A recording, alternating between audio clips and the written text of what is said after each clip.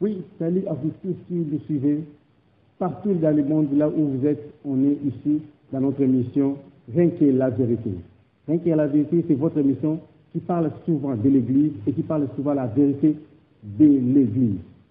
Je suis Pastel. Aujourd'hui, dans notre émission, je suis avec l'aide du prophète que vous, peut-être vous le connaissez, peut-être vous ne le connaissez pas, mais on va découvrir qui est ce prophète-là.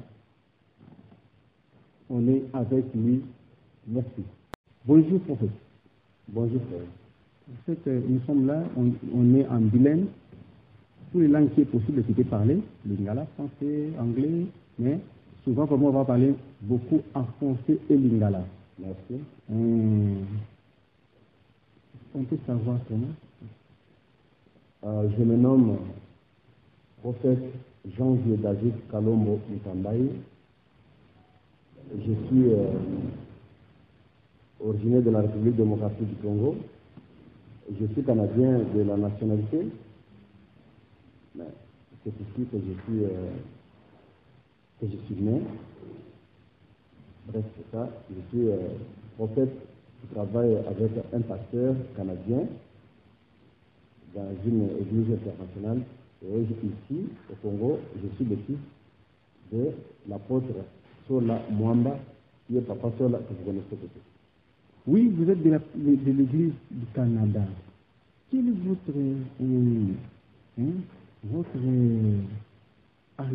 présence ici? Quelle est vraiment l'importance de votre présence ici à Kinshasa? Oui, ici à Kinshasa, je suis là pour une mission. Dieu m'a mandaté dans ce pays où j'ai évolué, où je suis né, pour aider les enfants de Dieu, comme le peuple de Dieu, à comprendre les choses de Dieu, la Bible, l'enseignement, d'une autre façon par rapport à ce qui nous a été enseigné, pour donner un peu les éclaircissements sur la Bible. On était étonnés de votre prédication de jeudi, et pour cela nous vous avons invité dans notre plateau aujourd'hui. Merci. Mais on voulait un peu parler de l'origine de l'Église. Est-ce que, je ne sais pas, tu peux nous parler quelques petites minutes seulement de connaître l'Église est venue de où? Et aujourd'hui on dit l'Église, l'origine de l'Église. D'abord, l'Église, c'est un mot qui a tiré son origine en grec, qui dit ecclésia, qui signifie le peuple mis à part, le peuple qui doit servir Dieu en dehors de leur famille, de leur tribu, de leur clan, de leur province, de leur famille. C'est ce qu'on appelle l'Église. L'Église n'est pas de 4 murs qu'on voit aujourd'hui. Non, l'Église, c'est la personne, l'Église, c'est nous tous. L'Église, c'est nous tous. Mais on parle de l'Église. L'Église est naissante. Comment aujourd'hui on appelle partout Église, Église, Église. On veut savoir. Très bien, frère. Alors, je vais expliquer un petit peu là. L'Église a commencé à Jérusalem. Ce n'était pas seulement le jour de la Pentecôte, mais l'Église a commencé juste après la mort de Jésus. Les disciples, qu'on appelle aujourd'hui les apôtres, se sont rassemblés tout autour de l'apôtre Pierre, qui était considéré comme le premier ministre dans le gouvernement de Jésus. À ce moment-là, c'était à Jérusalem, et Paul s'est converti à Rome. Alors, l'Église a commencé entre le 2e siècle, après la mort de Jésus, mais à Jérusalem, quand ils se sont rassemblés, tout le monde, pour pouvoir parler tout autour de l'Église, Paul qui était converti à Rome, Pierre a envoyé Marc, parce que je vais souligner quelque chose, Marc n'était pas le disciple de Jésus, ni de l'un ni de prêtre, mais seulement c'est quelqu'un à qui on avait raconté toutes les histoires qui se faisaient de Jésus avec les disciples. Alors Pierre, Marc qui a écrit dans le Nouveau Testament, il était le secrétaire particulier de Pierre à Jérusalem. Alors on l'a envoyé à Rome pour aller appeler Paul pour qu'ils viennent un peu, parce qu'ils s'étaient convertis à Rome, pour venir maintenant mettre un peu dans l'ensemble les idées, pour savoir comment est-ce que, après la mort de Jésus, qu'est-ce que nous allons faire, comment est-ce que nous allons commencer maintenant l'Église. Alors, c'est comme ça que l'Église a commencé. Je souligne d'abord pour dire, pas les 4 murs où les gens entrent aujourd'hui pour dire nous sommes dans l'Église. Avant ça, il n'y avait pas d'église. Non, avant ça, il n'y avait pas d'église. C'est-à-dire que les gens, d'abord les disciples qui étaient aujourd'hui les apôtres de Jésus, ils se sont rassemblés à Jérusalem pour la première fois en accord aussi avec Paul, qui s'est converti à Rome. Alors quand il est venu, ils ont commencé maintenant à débattre pour savoir comment est-ce qu'on va commencer l'Église. Mais l'Église des 4 murs qui a commencé sur la terre, en première position, c'est l'Église catholique qui a commencé. Le mot là catholique signifiait l'Église universelle, Église de tout le monde, de toute race, de toute langue et de toute couleur. C'est ça ce qui signifie catholique. C'est catholique, mais en grec, comme en hébreu, comme en araméen, on dit ça catholique. Celui qui avait donné ça, c'était le premier évêque de l'Antioche. Son nom c'est Ignace d'Antioche, il était de l'Asie mineure.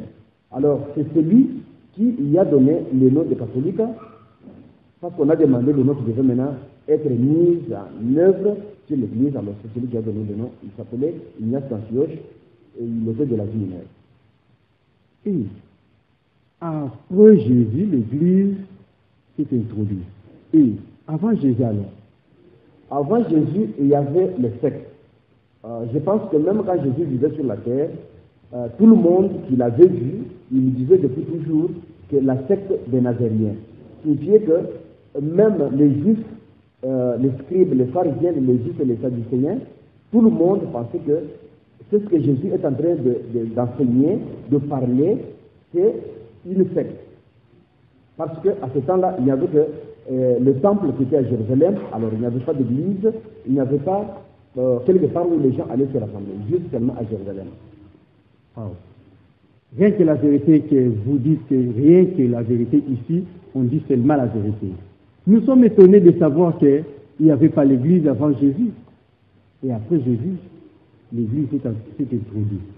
Mais, en fait, je ne sais pas. Ce qui m'importe souvent, votre parole. Mais, que dit-il par rapport aux enseignements que les pasteurs nous enseignent? Souvent, au Kozambongo, Pesoko Pambolama, au Kokende Poto, est-ce que vraiment c'est la vérité, ce qui est important aux enfants de Dieu? Non, non, pas du tout. Ça, ce n'est pas la pensée de Dieu. Dieu n'a pas créé quelqu'un pour venir sur la terre juste pour manger, boire, avoir des maisons, des voitures, voyager. Ce n'est pas la pensée de Dieu. Dieu a créé chaque personne avec quelque chose qui est rattaché à la personne pour venir sur la terre et montrer aux humains vis-à-vis du peuple que vous allez agir autrement par rapport à ce que Dieu a mis à chaque personne. C'est-à-dire qu'avant de venir dans le monde que nous vivons aujourd'hui, on a édifié déjà avec Dieu. Ce n'est pas que nous allons connaître ou nous avons connu Dieu parce que nous sommes sur la terre. Non, on a vécu avec Dieu avant qu'on soit sur la terre. Alors, dans sa préscience, il a donné à chaque personne une partie de lui, qu'on appelle c'est immatériel. On appelle ça l'Esprit Saint, l'Esprit de Dieu. Alors, lui, il a mis ça dans la personne de façon que, quand tu arrives sur la terre, tu dois agir autrement. Un exemple typique. Abraham, Isaac et Jacob. Les 3 personnages ici, la Bible ne nous a jamais dit qu'ils sont partis dans les temples, qu'ils étaient des prophètes, ni des pasteurs, ni des apôtres, ni des docteurs, parce que le seul ministère ici, prophètes, pasteurs, apôtres, docteurs, évangélistes, ce sont les ministères que les apôtres ont posés sur l'Église. Mais avant ça, Dieu a besoin que chaque personne doit être le meneur de la paix et de la justice de Dieu dans la société. Quand on dit un serviteur de Dieu, je vais prendre ça comme ça, Dieu, il a besoin que chaque personne qui vient sur la terre, il doit mener quelque chose de nouveau. C'est pour cela que l'acte des apôtres n'est pas terminé par Amen, parce que Dieu savait depuis toujours que même le nom de Francis va aussi être mis dans le Nouveau Testament. Parce que à cause de ta venue sur la terre, tu dois amener un nouveau ministère que les gens doivent découvrir. C'est pour cela que je dis que l'acte des apôtres n'est pas terminé par Amen. Pourquoi? Parce que Dieu savait toujours qu'il y aura des noms qui vont être aussi ajoutés par rapport au nom de Pierre, de Barthélemy, André, Jacques et Jean, les autres, tout ça. Alors, Dieu savait déjà qu'il y aura aussi des noms qui vont aussi être mis dans l'acte des apôtres. Alors, c'est pour cela que Dieu envoie toujours quelqu'un sur la terre avec quelque chose de nouveau. C'est là que j'ai dit, Abraham, Isaac et Jacob, ils étaient juste les meneurs de la paix, de la justice de Dieu dans la société. C'est pourquoi Dieu a voulu le prendre et le mettre en haut pour qu'il soit notre exemplaire. Alors Dieu n'a pas besoin de le servir seulement dans l'église. Non. Tu peux être un charbonnier, tu peux être un poissonnier, tu peux être un cordonnier, tu peux être un croiseur. Toutes choses que tu peux faire, tu es le représentant de Dieu de là où tu es. C'est comme si tu es un ambassadeur de Jésus, là où tu es pour donner le visa à toute personne qui a besoin d'aller au ciel. Et en lingala, je sais comment je peux dire. Des prédications où il y a du malamu. Non, plus que le baboye, je sens que tu fais la parole. Lélo, les pasteurs veulent montrer aux gens que non, vous devez être les enfants de Dieu. Ce n'est pas la pensée de Dieu. Ce n'est pas la pensée de Dieu.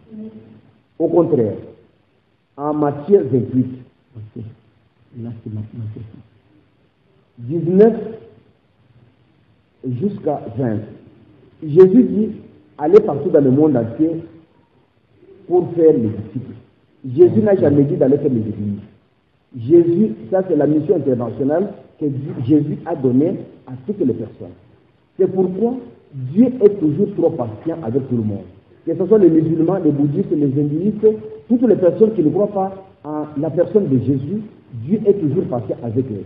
Pourquoi? Parce qu'il sait qu'avec le temps, ces gens-là, ils viendront aussi à lui. Alors, montrer aux enfants de Dieu, si c'était pour les maisons et d'autres choses.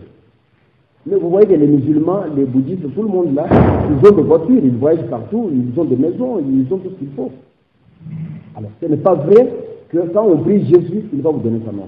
Ça, ce sont les accessoires que Dieu va donner à toute personne qui a servi Dieu à ses desseins.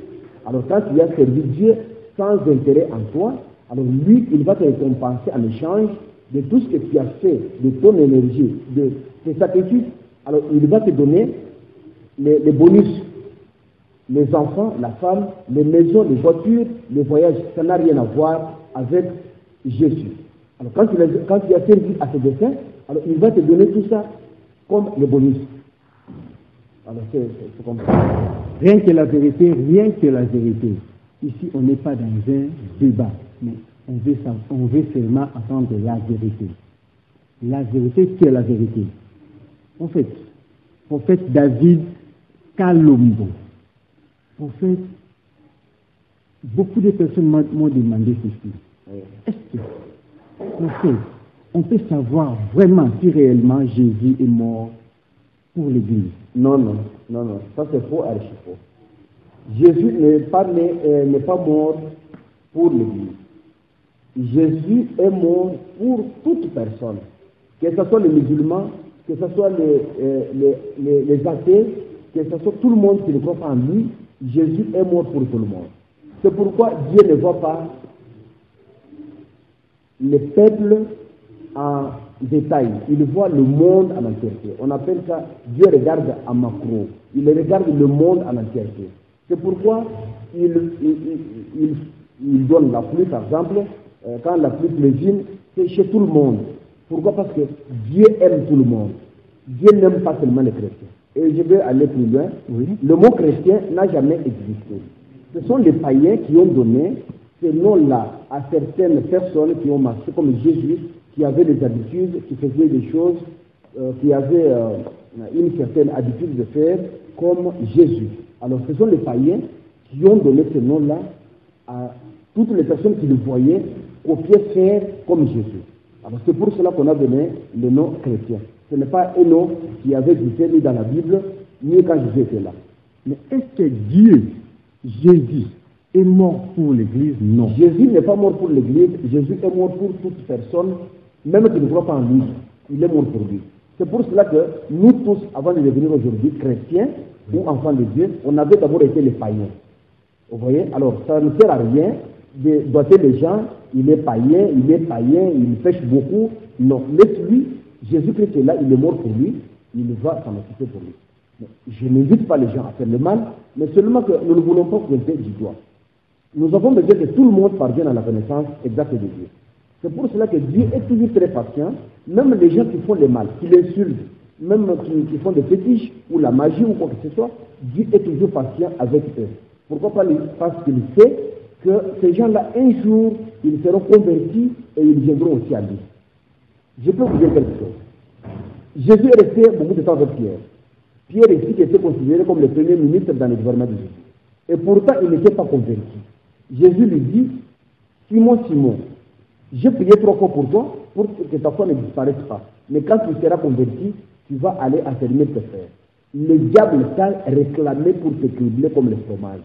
Mais moi, Jésus, j'ai prié pour toi pour que ta foi ne disparaisse pas. Alors tu vois que jusqu'à ce niveau-là, Pierre était considéré parmi les 12 disciples, les 11 disciples, comme le premier ministre dans le gouvernement de Jésus, et pourtant lui-même n'était pas encore converti, alors que Jésus-Christ était encore vivant.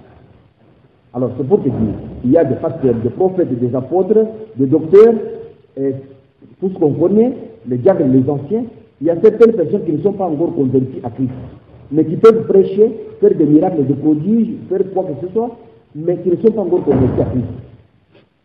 Vous voyez ça? Alors c'est pour cela que je vous dis, aujourd'hui, l'évangile est mal prêché pour montrer aux enfants de Dieu le matériel. Alors que Jésus dit, cherchez premièrement le royaume des cieux et sa justice.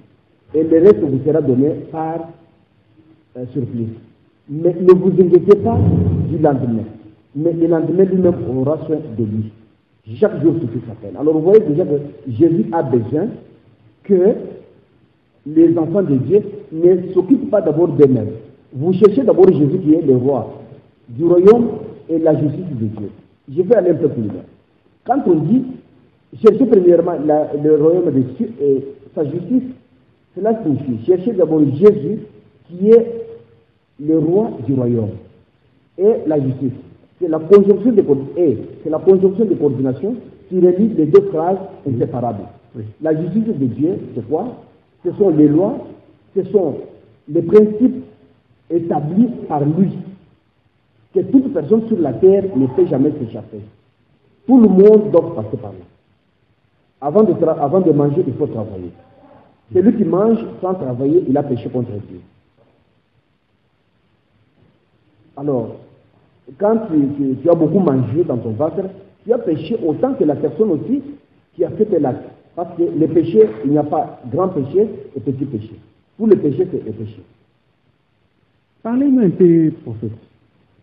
Il y a enlèvement. La Bible nous dit de l'enlèvement. De l'enlèvement, oui. Non. Quand la Bible dit, il dit que non. Enlèvement de l'Église.